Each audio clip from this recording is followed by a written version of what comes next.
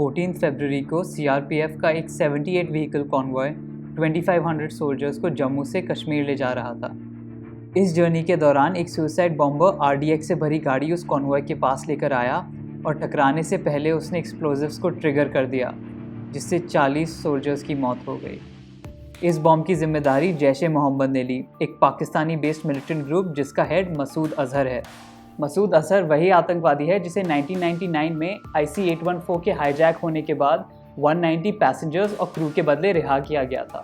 Reportedly Masood Azhar अपने 2 nephews की मौत का बदला लेना चाह रहा था जो इंडियन आर्मी के इनकाउंटर में मारे गए थे।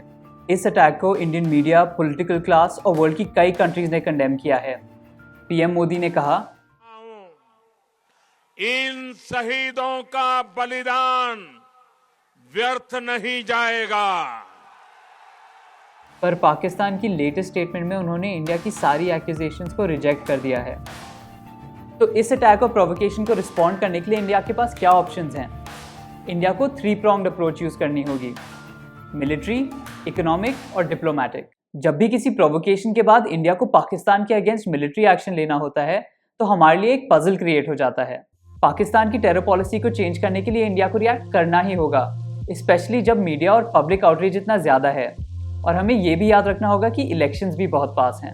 लेकिन दूसरी तरफ हम टेंशंस को इतना भी एस्केलेट नहीं कर सकते कि सिविलियन और मिलिट्री कैजुअलिटीज़ हो जाएं, स्पेशली क्योंकि इंडिया और पाकिस्तान दोनों ही न्यूक्लियर आर्म नेशंस हैं। ऐसा ही डायलेमा 2001 के पार्लियामेंट अटैक्स, 26/11 और उरी अटैक के बाद आया था।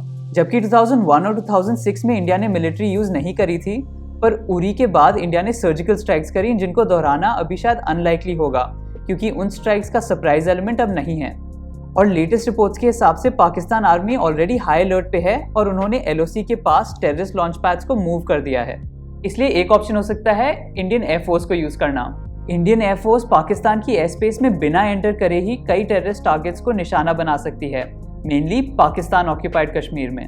क्लियर टारगेट स्पेसिफाई करना बहुत ज़रूरी है क्योंकि मिलिटेंट टारगेट्स या तो मुजफ्फराबाद में हैं जहां सिविलियन कैजुअलिटीज़ हो सकती हैं, या फिर इंडियन बॉर्डर के पास जहां इंडियन एसेट्स खतरे में पड़ सकते हैं। आप शायद ये सोच रहे होंगे कि इंडिया पाकिस्तान की सिविलियंस और मिलिट्री को क्यों नहीं टारगेट कर सकता। फर्स्टली, अगर इंडियन अटैक्स में सिविलियंस मारे गए तो हम इंटरनेशनल सपोर्ट गेन करने की बजाय खो देंगे। और सेकेंडली, अगर मिलिट्री को टारगेट किया तो हम पाकिस्तान को डायरेक्ट मिलिट्री कॉन्फ्रंटेशन में इन्वाइट कर रहे होंगे। पाकिस्तान की स्ट्रैटेजी देखें तो वो इंडिया के against conventional military to military war में नहीं बल्कि एक प्रॉक्सी वॉर में इन्वॉल्व है, जहां पाकिस्तान की मिलिट्री टेररिस्ट ग्रुप्स को सपोर्ट करती है और ये टेररिस्ट ग्रुप्स इंडिया में अटैक्स करते हैं। लेकिन क्योंकि ये इनडायरेक्ट सपोर्ट है, पाकिस्तान मिलिट्री इसकी रिस्पॉन्सिबिलिटी नहीं लेती। ये पॉसिबिलिटी ज़्यादा है कि इंडिया एयरफोर्स या ड्रोन्स के थ्रू पाकिस्तान में टेररिस्ट ग्रुप्स को अटैक करेगी तब जब पाकिस्तान और टेररिस्ट ग्रुप्स हाई अलर्ट पर ना हो और जब सिविलियन कैजुअलिटीज़ की पॉसिबिलिटी मिनिमम हो। लास्टली, इंडिया पाकिस्तानी टेरिटरी में कोवर्ट ऑपरेशंस अंडरटेक कर सकती है, लेकिन इसके लिए हमें अपनी इंटेलिजेंस कैपेबिलिटीज़ और बिल्डअप करनी होंगी। बट मिलिट्री स्ट्रैटेजी के अलावा शायद इकोनॉमिक स्ट्रैटेजी ज़्यादा इफेक्टिव हो, स्पेशली क्योंकि पाकिस्तान की फाइनेंशियल हालत बहुत ख़राब है। उनकी इकोनॉमी IMF की फाइनेंशियल एड और दूसरी कंट्रीज़ जैसे चाइना और सऊदी अरेबिया के लोन्स पे डिपेंडेंट है। इसी वजह से पुलवामा अटैक्स के इमीडिएटली बाद इंडिया ने 2 डिसीजंस लिए। पाकिस्तान का मोस्ट फेवर्ड नेशंस का दर्जा हटा दिया और पाकिस्तानी इंपोर्ट्स पे कस्टम ड्यूटी को बढ़ाकर 200% कर दिया। पर ये स्टेप्स पाकिस्तान की इकोनॉमी पे शायद इतना इम्पैक्ट ना करें क्योंकि पाकिस्तान के इंडियन एक्सपोर्ट्स उनके टोटल एक्सपोर्ट्स के बस 2% हैं। इसीलिए शायद अगले हफ्ते पेरिस की financial action task force meeting में इंडिया पाकिस्तान को ग्रे लिस्ट से ब्लैक लिस्ट में शामिल करने की लॉबी कर रही है।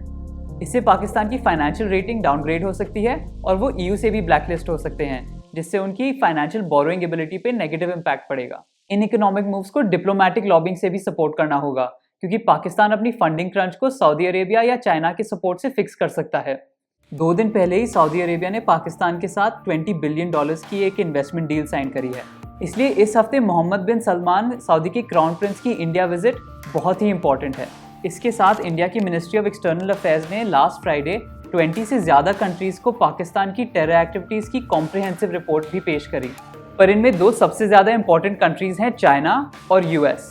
इंडिया ने रिपीटेडली UN सिक्योरिटी काउंसिल में मसूद अजहर को काउंटर टेररिज्म सैंक्शंस लिस्ट में इंक्लूड करने की अपील डाली, लेकिन चाइना ने हर बार इसे ब्लॉक किया।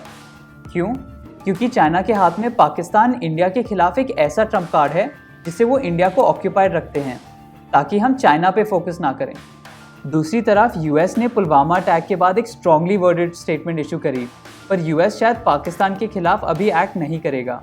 हालांकि टेररिज्म को हराना उनका एक लॉन्ग टर्म ऑब्जेक्टिव है, पर शॉर्ट टर्म में यूएस पाकिस्तान पे हेविली रिलायंट है, क्योंकि अफगानिस्तान में चल रही यूएस और तालिबान की निगोसिएशंस में पाकिस्तान एक इम्पॉर्टेंट प्लेयर है। इन दोनों कंट्रीज़ के अलावा ईरान और अफगानिस्तान जैसी कंट्रीज़ के साथ स्ट्रेटेजिक अलायंस बनाकर इंडिया पाकिस्तान की वीकनेस को एक्सप्लॉइट कर सकती है। दोनों कंट्रीज़ पाकिस्तान की प्रॉक्सी इंटरफेरेंस के खिलाफ हैं। इनफैक्ट पुलवामा अटैक के एक दिन पहले ही ईरान के 27 पर्सनल एक पाकिस्तानी टेररिस्ट ग्रुप के सुसाइड बॉम्बिंग से मारे गए थे। इस 3 प्रॉन्ग स्ट्रैटेजी से इंडिया पाकिस्तान के टेररिस्ट ग्रुप को टारगेट कर सकती है और पाकिस्तान की निगोशिएटिंग पावर को वीकन कर सकती है, पर इसके बावजूद भी कोई गारंटी नहीं है। 26/11 के बाद इंडिया ने डिप्लोमेटिकली बहुत प्रेशर डाला था, लेकिन हफीज सईद को अभी भी पाकिस्तान में सेफ हेवन मिला हुआ है। उरी के बाद हमने सर्जिकल स्ट्राइक्स किए थे, लेकिन क्रॉस बॉर्डर टेररिज्म अभी भी क्लियरली अलाइव है। इस प्रॉब्लम का एक ही सस्टेनेबल सोल्यूशन है, और वो है कश्मीर और कश्मीरीज के लिए पॉलिटिकल इनिशिएटिव लेना। इंडियन आर्म्ड फोर्सेस ने कई बार कश्मीर में मिलिटेंसी को कंटेन किया है, जैसे मिड 2000s में, लेकिन अनफॉर्चुनेटली अटल बिहारी वाजपेयी के अलावा किसी भी गवर्नमेंट ने कश्मीर के लिए पॉलिटिकल स्टेप्स उठाने की कोशिश नहीं करी। कई एक्सपर्ट्स और इंडियन आर्मी के ऑफिसर्स ने भी कहा है कि कश्मीर के इशू को मिलिट्री से नहीं, पॉलिटिकल और सोशल सोल्यूशन से ही कंप्लीटली सॉल्व किया जा सकता है।